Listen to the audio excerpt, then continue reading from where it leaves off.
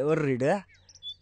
రే సుబ్బరాయుడా, ఏందిరా కనపచ్చే వడ్డీ డబ్బులు అడుగుతా అని అట్టట్టే తిరుగుతాండవా? దా వచ్చి కూర్చో. ఏట్లేదురా కర్రీ సుబ్బయ్య, చూసుకోలేదులే గాని ఎంకేటి నువ్వు బాగున్నావా?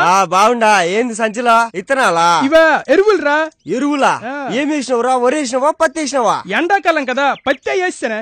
బాగుంటదిలే. ఏడికి పోయి వచ్చండవా? నా కొడుకు హైదరాబాద్ లో ఉంటాడు కదా, అవేవో బుక్కులు కొనాలన్నాడు రా. దానికేట్రా బాబు అంత డబ్బులు? 20,000 అట. అది ఇప్పుడు బ్యాంక్ లో వేసి తిరిగి వస్తాను. 20,000?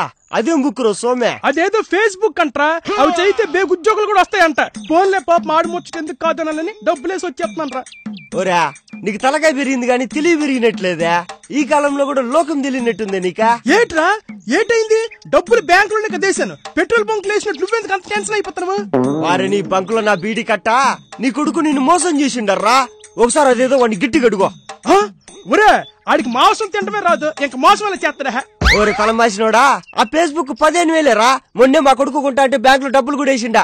ఏదైనా పని చేసే ముందు నాటాడు తెలివే నువ్వు అడగాలని తెలుదు నీక? సర్లే, అయిపోయింది ఏదో అయిపోయిందిలే గానీ, మా ఊడు అదేదో వాట్సాప్ కొనాలా 20,000 పంపిమన్నారా.